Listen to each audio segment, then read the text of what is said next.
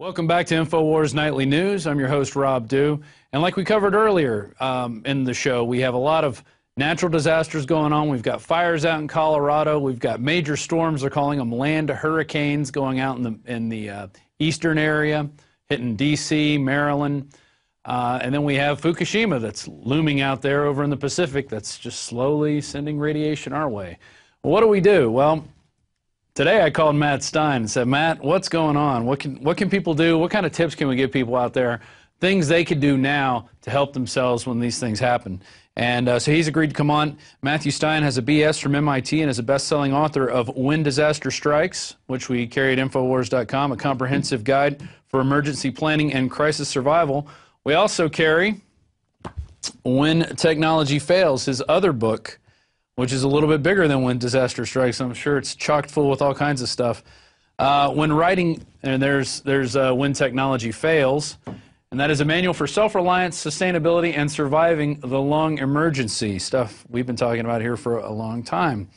When writing When Disaster Strikes, Stein spent months researching EMP, solar storms, nuclear issues, and including many hours of interviews with top scientists and experts who have urged Stein to take these startling conclusions to the public's attention. It can happen at any time, and as the people of D.C. know, it's happening to them right now. So we turn now to Matthew Stein. Sir, how's it going today? Oh, it's actually going quite nice in my part of the country right now. Excellent. So, what part of the country are you in? Your Pacific time. I live near Lake Tahoe on the border of California and Nevada in the High Sierra Mountains. So it's beautiful. Summers in Tahoe are about as good as it gets unless the fires start blowing through, and then it gets really nasty. And so far, we're avoiding them this year. Knock on wood. Well, let's go right into fires because we've had most of Colorado is on fire at this point. They put out about half of these that are going on. And earlier, we were talking about things that people can do just to, help not fireproof their home, but prevent some of the damage. As you mentioned, sometimes there'll be a house that's totally burnt to the ground, and right next to them, that house wasn't burnt. So what were those people doing that you could share with the rest of us? Okay. Well, the very first thing that most people are aware of is what's called defensible space. And that's making sure that you get anything with fuel that might bring a fire into your house as far away from your house as possible. So get rid of the tall grass, brush, limb the trees up like 20, 30 feet up the trees if you're in a fire zone. Then the things you can do is kind of notch it up. Like there was a big fire in Laguna Beach in 1993 in Southern California, and the firestorm was really severe there, much like what you're seeing in Colorado. And in that situation, the average home, whether you've got defensible space or not, is gonna incinerate. But there were a few homes that were so fire resistant that the firestorm went right over the top of them and around them and didn't burn them up. And so you can kind of sort of start at the bottom and work up on your own home, and to make them super fire resistant to survive a major firestorm, that's tough, but you can take it up in grades and improve your chances of surviving. So one of the first things you can do, like say there's a fire that's actually coming, or you're really worried that it's severe fire danger. So one of the things you can do is take like double thick sheets of sheetrock, cut them up and make blocks for the air vents underneath your basement and in your attic. And what that does is that when you get a firestorm blowing through, you have hot air will get sucked in with a chimney effect, and it'll suck embers and super hot air into your home through these vents and start your home on fire. So if you block the vents, it keeps the air inside your home cool and prevents the super hot air from coming in from the firestorm.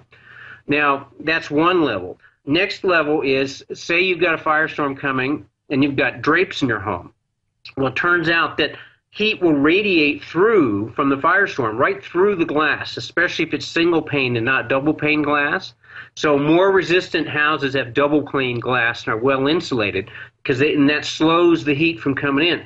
So if you've got a bunch of drapes hanging by your windows and you know that you've got to evacuate and you want maybe to come back to a home instead of a burned out cinder shell, then rip those drapes down, or pull them down, get them away from the windows. Anything that might get ignited from heat radiating through the windows. Then obviously if you can hose things down and get them wet, that's good. And especially up on your roof, if you've got an old shake roof, if you think ahead of time, there's stuff called Fire Stop, various different versions that you can spray on the wood roof, spray on your wood decks, and it won't stop a super hot firestorm. That'll burn any kind of wood, but it will prevent a fire from igniting from falling embers and blowing onto your deck or getting onto your wood shake roof if they're coated with the right stuff. It will prevent those things from starting it. So there's various levels, and in my book, in the fire chapter, I've got a full list of all of the things. Now, all the way at the top end of the scale, the few buildings that survived the super hot firestorm in Laguna Beach were all stucco or earth-based, adobe kind of based buildings. And they put stucco or cement board, like hardy board, that looks like wood, but it's concrete wood, but looks like wood, underneath the eaves. And they put a layer of stucco or cement board underneath the decks, and you can put a fiberglass called, polymer coat that I give the specific name for in the book, don't remember off the top of my head, that's very fire resistant on top of the decks. Or nowadays, if you're building a new deck, you build it out of Class A fire resistant materials that won't burn, that are really, really good. They're a polymer with fly ash in them by a deck company. I've forgotten the name of that too off the top of my head. So those are some different things you can do. But what you really need to be worried about, like if a firestorm is coming, you got to use judgment, because it's much better to be cautious and leave than not. And if you got a minute, I'll give you the story of my friends in Australia in the Black Saturday fire. I mean, that was, they looked out their house on a Saturday morning in 2008, I believe, 2009, and it was 117 degrees outside. Now, that's blistering hot. And there was an extreme fire danger, but there was no warnings. And they just looked outside and they saw a big column of smoke. So they threw their computers, some critical files, a couple of bicycles, and a few clothes into their car, and they left. Now, this home was an adobe home with a metal roof that many people would consider to be very fire resistant. And they might say, well, I'm going to stay and fight it out because I've got this really fire resistant home. Well, these people got in their car because they knew they had a forest around them, and that if there was a severe firestorm coming through, that their home may not survive, even though it was adobe with a metal roof. So they went to some friend's home that had a more defendable space, that was no forest around them, just tall grass, and they had a pond, and they had fire pumps, and they had a bulldozer, and they had all those kinds of things. And they fought the fire at their friend's home, and it was pretty severe. They had a 10-foot, 15-foot tall wall of fire coming up, but with their equipment and just being grass, they were able to hold it at bay. But when they came back to their home, they found that all of the bicycle repair shop tools were molten, and the home was totally gone, and there was only 3 adobe walls left standing, and outside of that, there wasn't a shred left of their home. So this is where you got to use smarts, because 173 people died, in entire towns were incinerated around theirs in that tragic day. And there was entire families found incinerated in their cars when they were trapped trying to escape.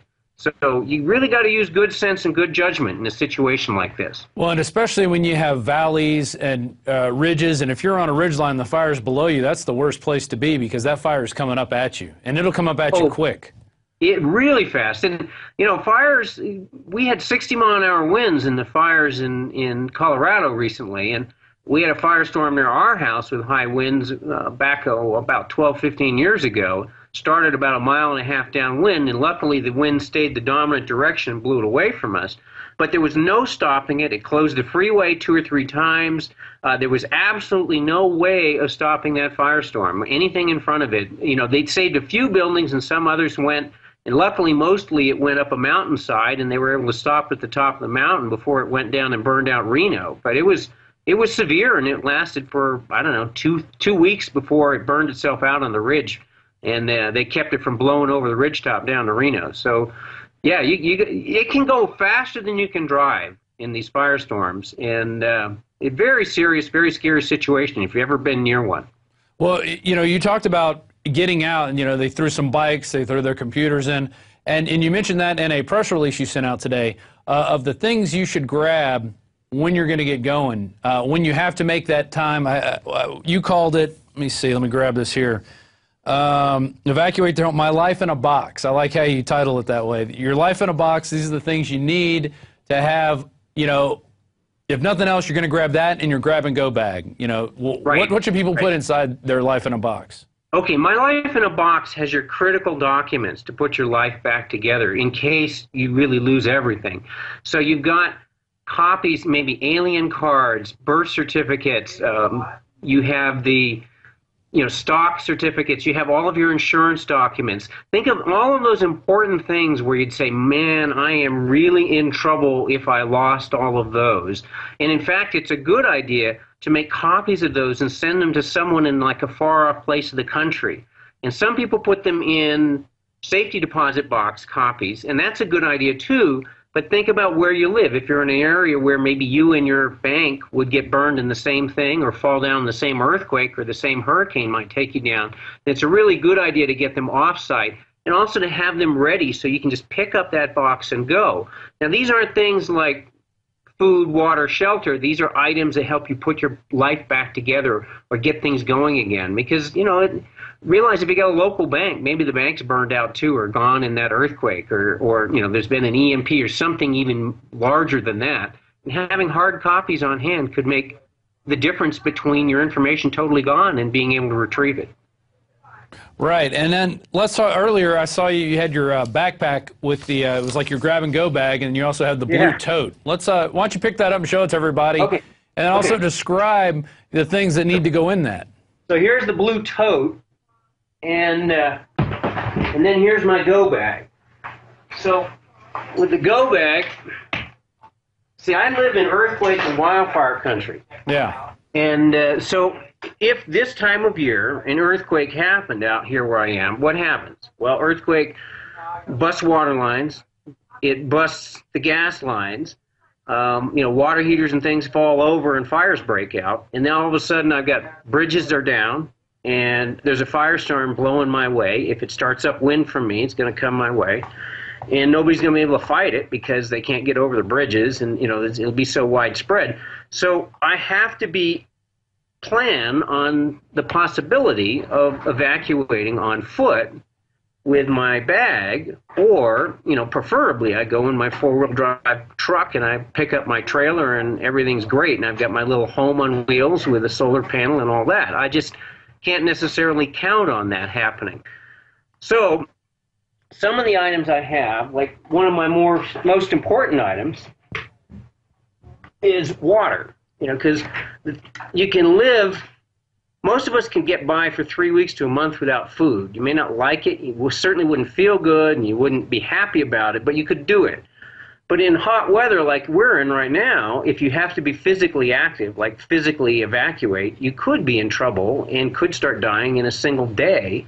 And certainly in 3 days, people start to die without water if they have to be physically active in warm weather. So I have, let's face it, if you're on your own, you can only carry so much water in your back. And so you're going to be drinking out of the duck ponds and the local ditches and the local creeks if that's all you got. So this is a backcountry water filter, kind of like a backcountry standard by Mountain Safety Research, MSR. And it's field serviceable, and people take them to Nepal and Tibet and India and the third world all over. And basically you can take this tip and stick it into your local ditch, and it's got a pre-filter on the tip, and then inside this there's a carbon cartridge with a ceramic outside that's field serviceable. So if it plugs up, you can scrub it with a little pot scrubber and it'll take the outer layer off and you're back in business again. So I like things that are field serviceable that you can maintain, outside and get them going again. If they break, they're really simple to take apart with no tools, all that. So Katadyn makes a great one. MSR makes a great one. People like the Berkey filters. There's a lot of high-quality filters on there. I like to go with the backcountry standards. Right, and we actually we carry a ProPure that I have at my house, and just for these, it's lightweight. You could collapse it together. It doesn't take electricity, which is the great thing. That's what I love about it. You just pour water in and you wait for it to come out, and it's good room temperature, and we keep it at my house, and my kids drink out of it all the time. But it's ready to go. in case we have to get out. It's, you know, we grab it and we go. And Right. you know, that's one of the things people need to do. I also wanted to add another thing. If you have a fire coming, you want to cut off the gas to your house. That's probably one of the most important things you could do, because if you have fires or earthquakes, you're going to have those things break. And then that's the quickest way for your house to go up. I remember seeing that in San Francisco. You know, why is that house burning? Well, they must have not shut off their gas. And then you see a giant flame shooting up where their gas main was. And that just is, you're asking for it to come out there. Well, let's go, let's move on to keeping cool in this heat. We've got a lot of heat now. Your electricity goes out, say you're in a storm in D.C. You're an old person. How are you going to keep cool when it's hot outside? Well, we'll go on to that in just a second. I just want to mention, one of the reasons I have the blue tub and the backpack is that there's certain items where I've got like big fat items that I want to bring, and skinny. Like this is my first aid kit when it's on my back, and this is my first aid kit when it's in my blue tub. So just think about that. So, you know, that's why you have them both, not just one. Okay, now keeping cool when it's hot, I mean, the obvious thing is evaporative cooling. If you can do fans, if you get yourself wet, those hats that have the gel packs in them are really good, or the things around the neck, but in the old-fashioned washcloth in a water bottle or a tub of water, you just get it wet. Keep your neck and your head wet to keep your brains cool. Extremely important. The ways to recognize when somebody's in trouble with heat, there's two things. They're very serious. Heat exhaustion and heat stroke. Now, heat exhaustion is not as serious. When you're kind of hot and sweaty and pale and a little clammy in the skin and you feel terrible, maybe nauseous, a headache, that's not life-threatening, but it's serious. You've got to keep that body cool. Lots of towels, fans, keep that cool. Now, if you pass that point, now typically in heat exhaustion, you might have dilated pupils. Now, when you pass into heat stroke, it's life-threatening. And you've got to you've got to take the body temperature down right away. So this is important. If you see somebody who's gotten like beet red in the face, their skin is dry, you know, they should be sweating, but their skin is dry, that means their body is shutting down and it's not sweating and cooling itself properly anymore. The pupils are tiny. In this, it's life-threatening. You've got to get that temperature down. Ice baths, cold baths, wet, and the fans. Now, if someone's super hot and it's very hot outside, and you can't get them wet and you put a fan on them, it'll actually make it worse because it'll be driving like 100+ heat on them and make their body even hotter, and their body's not cooling. You need moisture for a fan to work. So if you're not, you've got to either have body sweat or make it artificially wet with towels and ice cubes to keep yourself cool. Any more questions on those lines? No, that sounds good. I mean, those are common sense things, but it might not be stuff you're thinking about in the thick of it. You know, the power goes out, you got a tree falling through your house. You know, the next day you wake up, well, now it's 110 degrees. You got to keep cool somehow. And if you don't have a generator with an air conditioner, you're going to be out of luck, essentially. Now, a small generator will keep your food from rotting, and it'll allow you to, you know, run some small things in your house, like those portable Honda ones. They're great. They're quiet. They'll run all day, but they won't be big enough to power your AC. You got to have two of the small generators that can synchronize together to do your AC, or like a job site generator. And they're more expensive and they're loud and obnoxious when you go up to the larger generators, but they will keep your AC running. But, you know, they'll drive your neighbors crazy with the noise, and they'll drive you crazy with the noise, but better than passing out in the heat. Yeah, I remember when Hurricane Rita hit my parents' house really bad, and there was no power. Oh, it had to be for at least 6 or 7 days. I drove down from Austin to go help them out.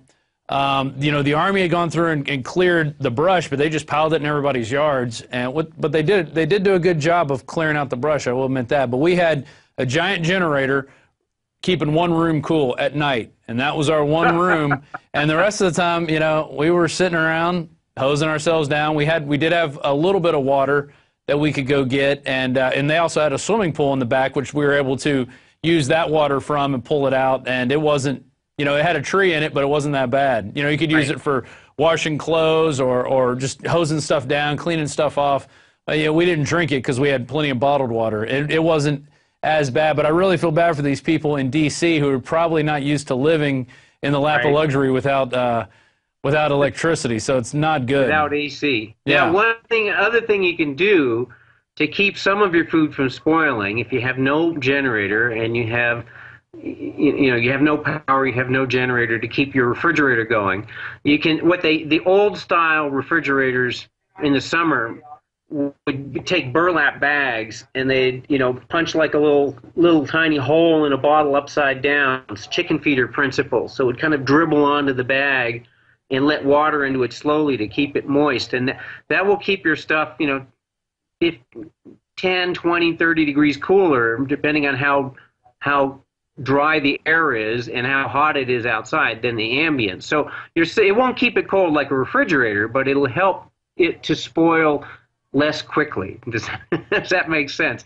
And it's better than nothing, but it certainly, your food will still rot without a refrigerator after a little while. And that's where having stored food that doesn't require refrigeration is so important, to have that on hand. Yeah, and at InfoWars we actually have a 72-hour grab-and-go bag, which does have the things you need to cook it. To obviously you're going to need to add water, but in a bag that you could grab. You never know when that emergency is going to strike, and that's the thing. It's better to be prepared and not need it than need it and not have it. Sure, it's like car insurance. Nobody goes down the road saying, I want to get in a head-on collision today because I got insurance. It's like, no, you hope you never need to use the insurance, and nobody's upset when they don't get to use that insurance. And it's the same way with your prep stuff is, don't be upset. Be happy if you don't ever have to use it. But I think in our modern world, chances are pretty much everybody who preps is going to have to use it one of these days, and everybody who doesn't prep is going to be really sorry one of these days. That's true. One thing I'd like to add to your car insurance analogy, you can't eat your car insurance. No, that's true. If you lose your job, you can't eat your car insurance, but you can eat your emergency prep food. That is totally correct. There you go. So going back to, have you been keeping up to date with what's going on in Fukushima? I have been watching it. I haven't watched it much recently, but I do know that there's roughly 50 Chernobyls worth of fuel in the spent fuel ponds. Mm-hmm. And it's about a 3-year engineering project to develop the robots to begin to dismantle the spent fuel ponds, because they don't have robots that can handle that level of radiation to go in there right now. And they're talking 10 years between the development project followed by dismantling the ponds, to dismantle those ponds. So you're looking at 5 to 10 Chernobyls worth of stuff hanging out on these blown out buildings, that chances that they're going to be around by the time they've managed to dismantle them are slim. So my guess is that you're going to see a really extreme crisis one of these days when at least one of the spent fuel ponds fails, whether it fails due to corrosion and blowing out from the radiation, or whether it fails due to the next decent-sized earthquake that happens in the vicinity. I don't know, but I would doubt that they're going to last the full 10 years before they've developed the project has gone to completion to dismantle them and safely take that debris somewhere else. So it's pretty serious, and slowly we're putting radiation, significant amounts, into the environment now. But when those fuel ponds fail, you're going to see an escalated crisis. And some people say, well, that's the time to move to the southern hemisphere. But I honestly think that they'll have no choice but to do like what they did with the Chernobyl 200, where they sacrifice a bunch of lives and people give their lives for Japan, and they encase them in concrete and dirt and steel.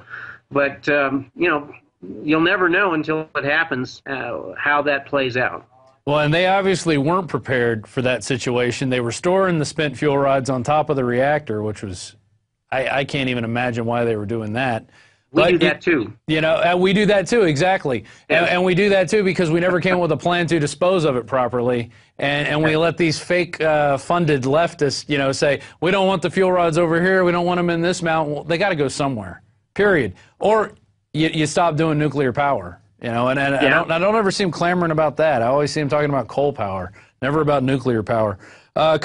People clamor about getting rid of nuclear power. It's just that it's been, everything was really great until Chernobyl and 3 Mile Island, and then it was like, okay, now we fixed it, and then nothing else happened, and then Fukushima happened. So I think people's faith that those engineers are going to figure out a permanent long-term solution are pretty slim.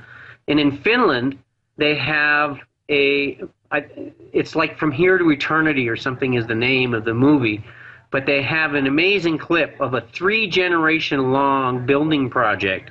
In other words, the guy working on it today, his parents' generation started the project, and his kids' generation will finish the project, and it's to provide a permanent repository that will last 100,000 years, because that's how long this stuff is deadly for. Yeah. And so, I mean, imagine building a structure to last 100,000 years. I mean, the pyramids, the Great Pyramid is like, what, 4,000 years old, 4,500 years old? And this is a 100,000-year project to store this stuff.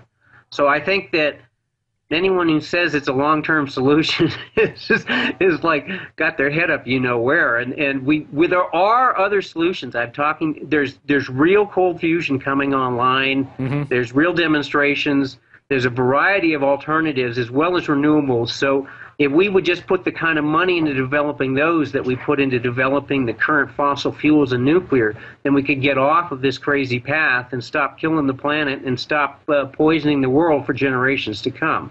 You know, call me a leftist, whatever. And another word on that. I think when they came out with nuclear power, they were looking at 2 different types. There was a Thorazine-based, I believe that's the type, and then there's the type we use, which creates lots of DU that they get to put into the weapons. So I think military brass prevailed on that, and we got our endless supply of DU to pollute the rest of the world, in addition to create a nuclear power solution that isn't viable and is disgusting and leaves us with a lot of crap that we don't know what to do with. Essentially, we don't know what to do with it. Yeah, there is thorium, and apparently... Thorium, that's what it was. Yeah, the first reactor at Indian Point, north of New York City, was started out as thorium. And it had its own sets of problems. Now, it didn't have the problem of, you know, it is a more plentiful source of fuel by a long shot, and not nearly as deadly, and it doesn't produce any weapons-grade material. So the no weapons-grade material is one reason why it was axed. But apparently it's got a significant set of problems also, and it's not all perfect like the thorium advocates tell you. Right. But the cold fusion stuff, or maybe it's transmutation, maybe it's cold fusion, something is going on there. There's a number of demo units out now that are showing on a small scale, and there's some large people who are trying to build up, you know, Andrea Rossi in Italy and Decathlon in Greece. So there's a lot of projects, and I think it's just a matter of a few years before somebody's got a very scalable technology that kind of takes off and takes over the world energy thing. So it's like but if you're one of those guys, and I know 2 of them, they're having a hell of a time getting funding for it. Yeah. Who wants to fund their own demise? You know, these guys who could fund this stuff are the ones who are invested in the system now. That's right. The part of the problem is the 1% that both in the corporations and in the people that got to the top got there by the old system that's taken the planet down. So the question then becomes, how do the 1% finally realize it's in their own best interest to slit their throats in one sense and go this new direction? So it's pretty tough. It's like... It'll be very entertaining to see how this drama plays out. Do we destroy planet Earth, or do we save it, or is it somewhere in between, or do we get ourselves knocked really, really, really badly, and then finally empower the people in the power to make the major changes to prevent collapsing the world as we know it? And most of the people I talk to, I call them the optimistic doomers, seem to be in that category. Actually, in the last year, it's flipped. It used to be 2 out of 3 were optimistic doomers. 1 out of 3 thought we were over the tipping point and we were going to crash the system no matter what. The last year or 2, it's kind of flipped. Now it's like 2 out of 3 say we're past the tipping point and we're going to crash no matter what. And that includes people on the left, right, and center. That's not just lefties. That's like all the full spectrum of America seems to be feeling that way now, at least the ones I talk to. And so it's interesting times we live in, and if you don't have your grab-and-go kit ready and you don't have at least some basics, then shame on you.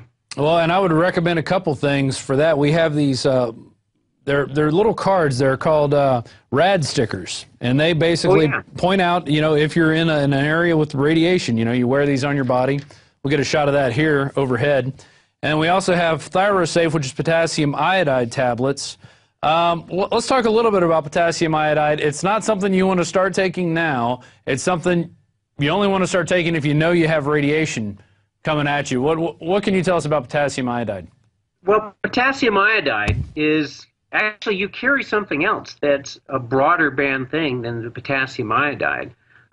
You are also stocking modafinil on your store now. There it is. I was just about to bring that up. And the potassium iodide basically, see, when around Chernobyl, the Chernobyl necklace is like everywhere.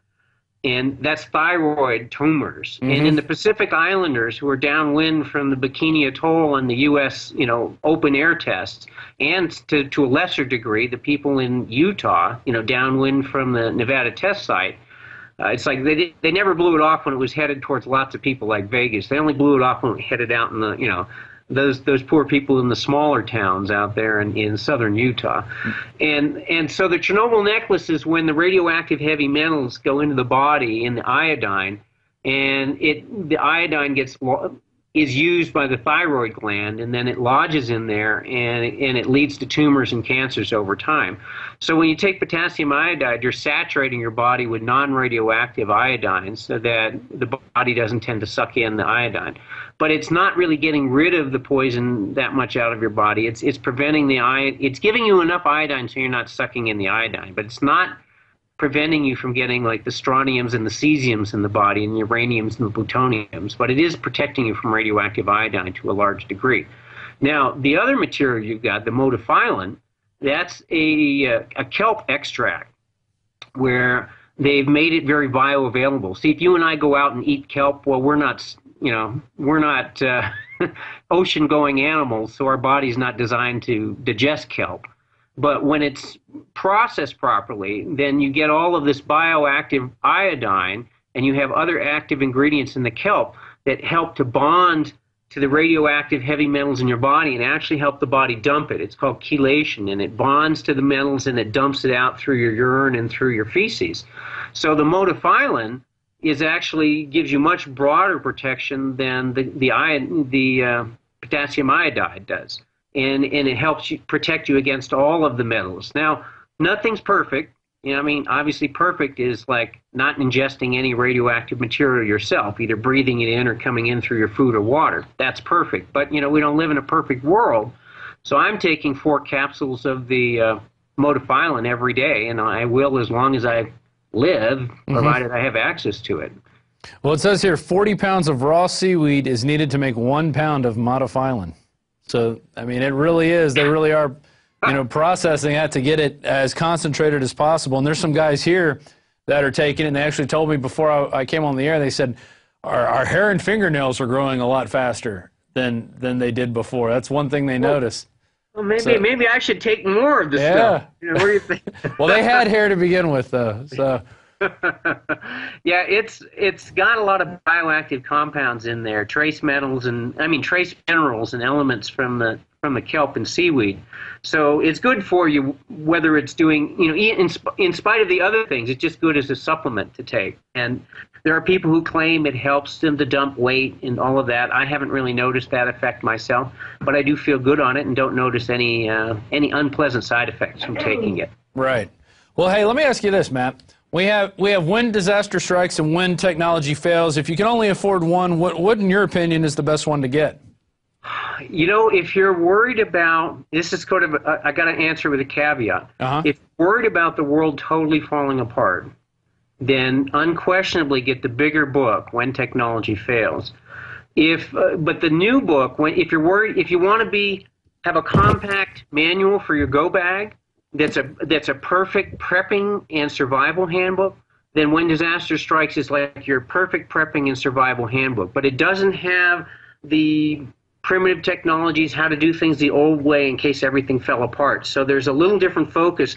Plus, When Disaster Strikes has new material on surviving a nuclear catastrophe, on solar storms and EMP, specific chapters on fires, a chapter on earthquakes, chapter on hurricanes and floods. So it's got some information that's not in When Technology Fails. So I hope I answered your question. There's no easy way to answer it. Two is better than one, is what essentially you said. And then we also have Strategic Relocation by Joel Skousen, who we've had on the show, and we did a really in-depth interview that we're putting together, a DVD with his, which basically describes, you know, if you're going to go with that mindset that it's all going to collapse, you know, go with this at least to prepare yourself. And I think, you know, strategic relocations with when technology fails is, you know, your best bet. If you're going to go in at it with a group of people and you're going to try to make it, you know, make it out of whatever happens, that's your best bet. And don't forget Carla Emery's Encyclopedia of Country Living. If you want to really, you know, deal with a full-on collapse situation, then, you know, if I had like 2 books, only 2 I'd carry, I'd bring that. When Carla Emery and When Technology Fails. If I wanted to add another book, I'd add an illustrated herbal guide with full season pictures to local herbs. And then Joel Skousen's book's a good book. You know, there's a lot to keep adding. So you kind of start with the core of your food, your shelter, your basic technologies, and your medicine and first aid, and then expand outward to improve your library. Well, and it's our duty to be prepared. So when the time comes, the people that are prepared are going to have to share their knowledge with the people who aren't prepared. And guess what? Those people are going to be your best friends. And they'll probably do a lot of the legwork that need, you know, if you've got all the answers to stuff, these are the people that are going to help you. So, and that's how you build community too, with leaders and with people working together to make stuff, you know, happen. So we can get through whatever's going to happen. I don't know what's going to happen. It'll probably be a financial crisis before anything else. Probably, but you know, if we have a major solar storm, the end of the year, we got a solar maximum coming up.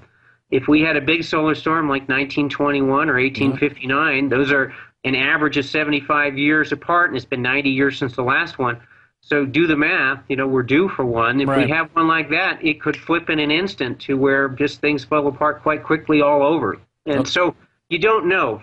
Logically, rationally, yeah, financial crash, a bigger Great Depression is a very logical outcome. I'd say that's most probable, but very significant likelihood for a solar storm, and a significant but lesser likelihood for an EMP causing an attack, electromagnetic pulse attack, and that would probably be more likely in the center of the United States or over the northeastern United States. But, you know, it's kind of a crapshot, rolling the dice. Nobody knows until it happens. Well, there you go. We're going to leave it at that. This was a great interview, Matthew Stein. And go ahead and plug your website. Yeah, the website, whentechfails.com. There's some WHENTECHFAILS. There's some tremendous, totally free information. Just click on articles. You know, full grab-and-go kit lists, how to purify water, protect yourself from the next superbug. Really great, totally free information. So check it out. That's great. And we posted your press release today with some links to stuff that we carry in addition to the stuff that you carry, because that's what it's all about. You got to get prepared. And don't take it lightly, because you never know. You never know when a land hurricane's going to come through your town. You don't know. That's right. Until it happens. And then, you know, we had people calling into the show today. You know, I didn't realize how unprepared I was until the power went out for 5 days. Now I realize how unprepared I am. So don't be those people. And with that, Matt, thanks for coming on the show, and we'll talk to you later. You're welcome. It's always a pleasure, and have a great day. Do your best to change the world, and do your best to be ready for those changes, because they're coming. There you go. Well, that was a great interview. Thank you, Matt. And right here, we've got our ProPure. This is one of the few. This is the brushed metal version. I would advise you, if nothing else, get your water filter, because you can only go 3 days without water. You can last a little bit without food. You can last a little bit without, you know, the radiation stuff, and that hasn't hit there yet. But, you know, the water, clean water is what you need to live, period. So get your ProPure filter if you haven't got one yet, or get another type of water filter. We also have the Life Straw. It's one of the other things we carry. That's our show for today, and it's been monumental. We've played Alex's Ask Alex, the first one. We're going to have another one coming up tomorrow, and then another one coming up Wednesday. We finally gotten these edited. We thank you for sending in your questions via Planet InfoWars. And if you're not a member of Planet InfoWars, I suggest you get over there and start joining up with people. I've had people contacting me. They want to get in contact with different people. And I say, you know what? Go through Planet InfoWars. That's how you're going to do it. That's how you're going to meet the people in your area that are doing the things that you're doing, that are getting prepared, that are talking about this stuff, that care about this stuff, you know? So do that. Once again, I'm going to throw the books up again. We got Strategic Relocations with Joel Skousen. We got a great video we're working on that. When Disaster Strikes. This is the handbook for the short-term stuff, as Matt said, and then he said with the caveat, if you think it's all going to fall apart, get When Technology Fails. This teaches you how to live off the grid. Lamont Filan, he takes 4 capsules a day. A couple of the guys in the office take any. I haven't started yet, but I think I'm going to. It sounds, you know, anything to get the heavy metals and stuff that we put into our bodies through the processed foods, through the crappy fluoridated water, all the stuff out there. By the way, you can get fluoride filters for your ProPure filter, along with the silver impregnated charcoal filters. There's the charcoal filters, and if you scroll up there, you got the fluoride filters. So we all know what fluoride does. We've hit that nail on the head several times, and if you're under a rock, it's not good for you. It's going to cause your bones to get brittle. It's going to cause you to be stupid, and it's going to calcify right up there in your pineal gland, which is what some people think of as our third eye. That's our show for today. I'm Rob Dew, and we'll see you tomorrow. Alex will be here tomorrow, and he'll be on with Wayne Madsen. So stay tuned for that, and keep watching, and wake someone else up, and wake yourself up, and that's about all I have to say. Good night.